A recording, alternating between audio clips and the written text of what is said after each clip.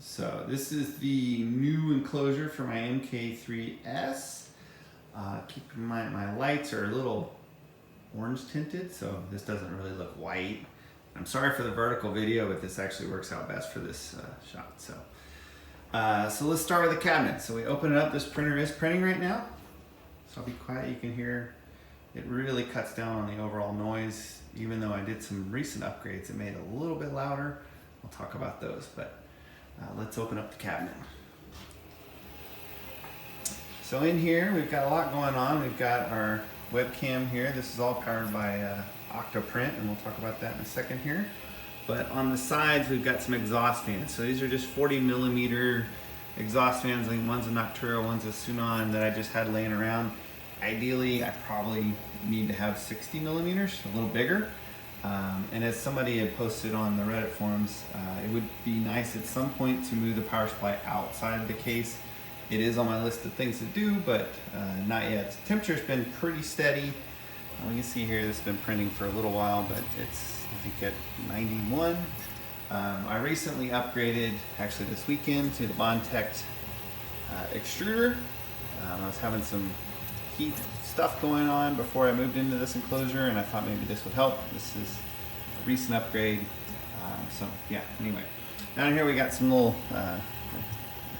garage plastic thing that I had laying around just to kind of help dampen things. At the top here, you'll see we have two LED strips. These are independently controlled, and I'll show you what that looks like. And then we did a custom kind of mount here for a filament guide. So if we look up top, I got all my filament. So the top is just kind of loaded with filament. I do have this Evo Dry or Eva Dry, which is some desiccant or whatever that stuff is called, that you can plug this in and it'll help keep things dry. I'm not really sure it does much. And then here I've got some roller things that come off of Thingiverse that you can print. Those work really well on here. It took the load off the overall Prusa.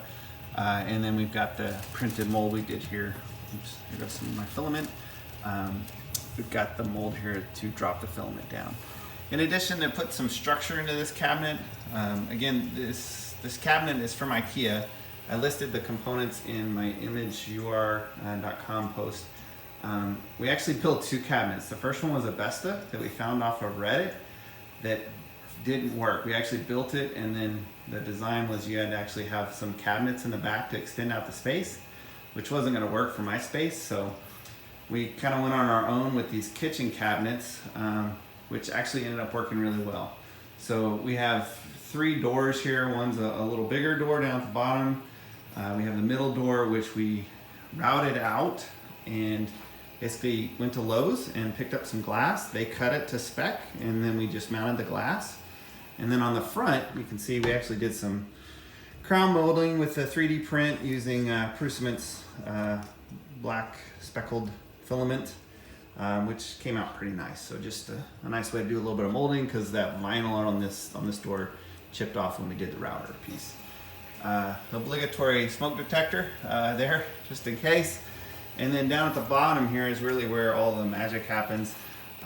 We've got some buttons here. The yellows represent the two LED lights. The red represents the Prusa power. And then the two blues are for the intake and exhaust fans.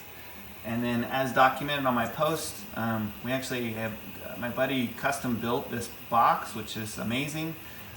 This actually powers everything. It's got the Octoprint, it's got the power distribution, so we've got 24 volts going into this box.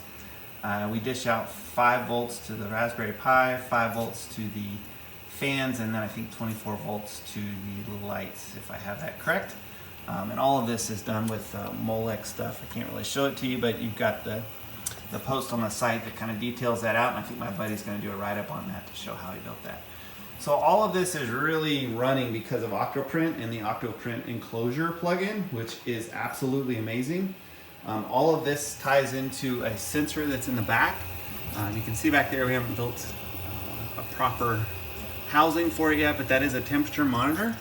The temperature monitor in the Enclosure plugin actually drives the two fans. So as the temperature starts to creep up, the fans will kick on.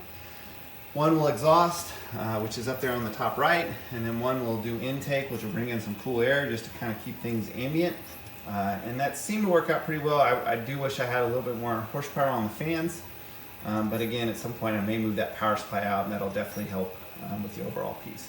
So this is a very, very large cabinet. Again, I had some other needs here. So we have the 2D printer, the laser printer, and then my paper shredder, which never has a proper place in my office. So all of that together makes for a very, oh, by the way, these are slow hinge closed doors, which are nice. And all of this makes together for the IKEA box that my buddy Joey and I built. All right, there you go.